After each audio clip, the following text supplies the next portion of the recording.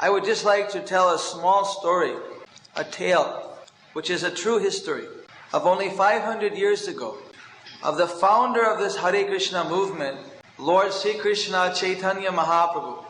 On the far left in this temple, you will see that two figures are dancing with their arms raised. On the left is Lord Nityananda, and in his left is Lord Chaitanya, Sri Krishna Chaitanya. Sri means beautiful, opulent. So you may hear us often say Sri. Means also possessed of all good fortune. Just like you say Mr. in Sanskrit, they say Sri. So the Lord Chaitanya, he brought all of the devotees together, and they used to chant Hare Krishna, Krishna Krishna, Hare Hare, Hare Ram, Ram Ram, Hare Hare. Here there's a picture on the wall. You can see them chanting with these madrangas.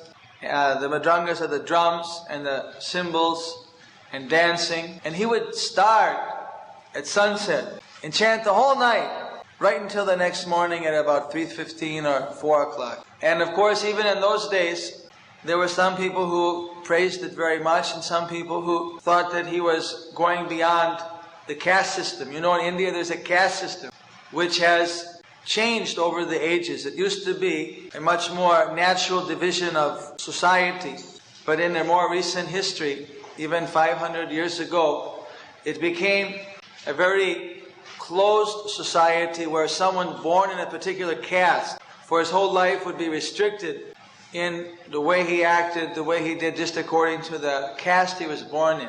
So Lord Chaitanya was a Brahmana, which was the spiritual caste.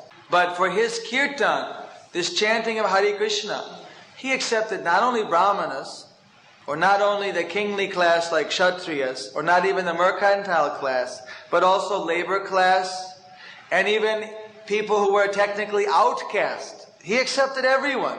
And he said that this caste understanding has been improperly used. And moreover, his main point was, once someone comes to the spiritual platform, then the caste has no relation in any case. Because someone who is fully spiritualized should never be considering as being of any particular country or caste or whatever. Because the spiritual quality is beyond all the material designations. So in this way, just to avoid intruders and so many different people, he would have this evening kirtan, the whole night, would be only amongst his intimate devotees, a few hundred of them. And just like we're chanting here today, they would go on chanting. But outside, in the daytime, he would send his parties out. They would go throughout the towns and villages chanting and encouraging others to also chant. But in the evening, he would have a private kirtan. And that kirtan, he would go deep into a loving ecstasis. Sometimes crying, sometimes laughing, sometimes he would faint on the ground, manifesting fully Krishna prema, or pure love for God. Sometimes he'd become stunned, and in this way, there was also a pastime where he revealed that he was actually Krishna himself who had come down as a devotee to teach this process of chanting congregationally the Lord's name. So what happened, he has a very intimate group of devotees, of which the leader of all his devotees was a humble householder. He had one son who was very prominent, Hare Krishna. I'm going to close the door. Hare Krishna. And he had 3 brothers. So in his courtyard, he had a garden house. In his courtyard, they would have these kirtan. And as I mentioned, they would go on and on. So one day they're having wonderful kirtan. Kirtan means this chanting of Hare Krishna. Technically it means glorifying.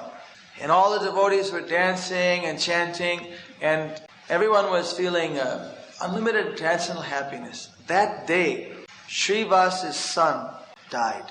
When the ladies of the house saw that the son had died, inside the house, a huge star, everyone started crying. It's natural, mother and sisters and everyone, if someone dies, they start crying.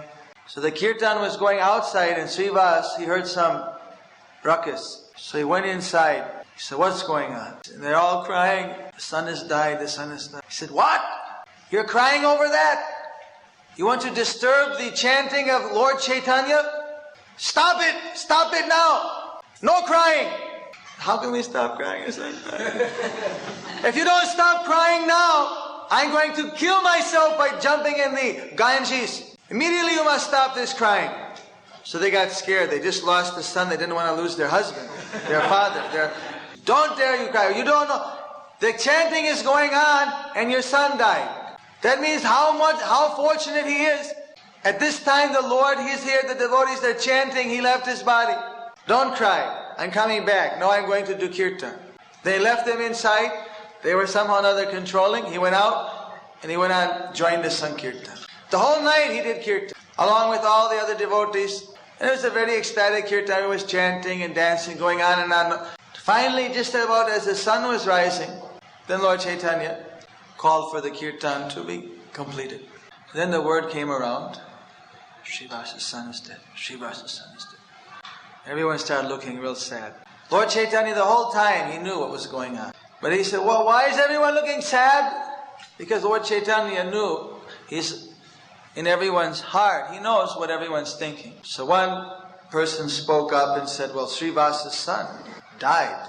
Lord Chaitanya said, no, I'm feeling bad for that. What time, when did he die? Well, he died at sunset. At sunset. Now it's sunrise. Why didn't anyone say anything?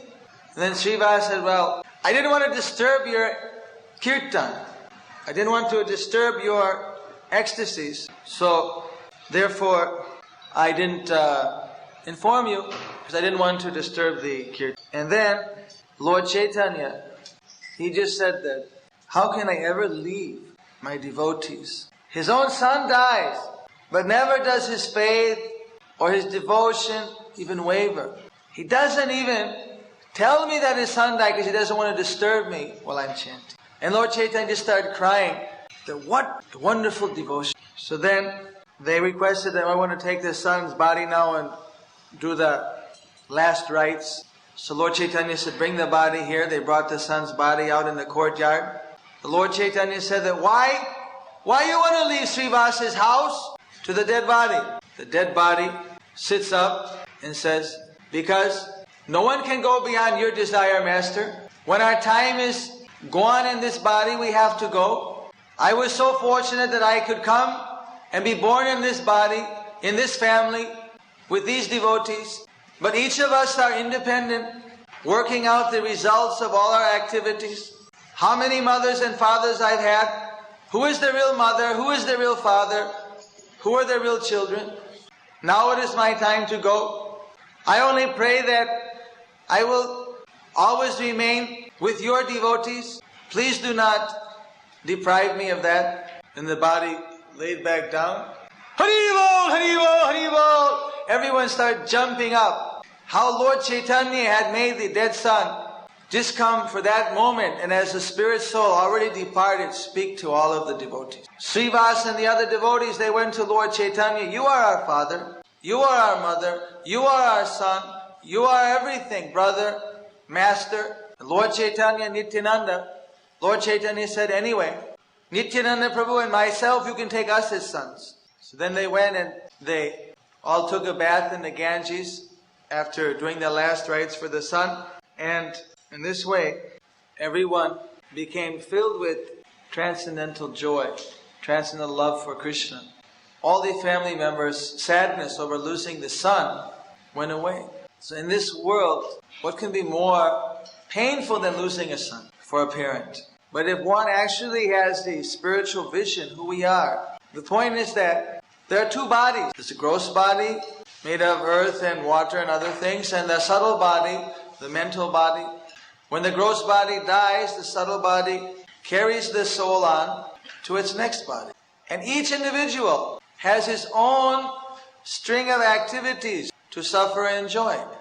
The son will not have the same future as the father or the mother.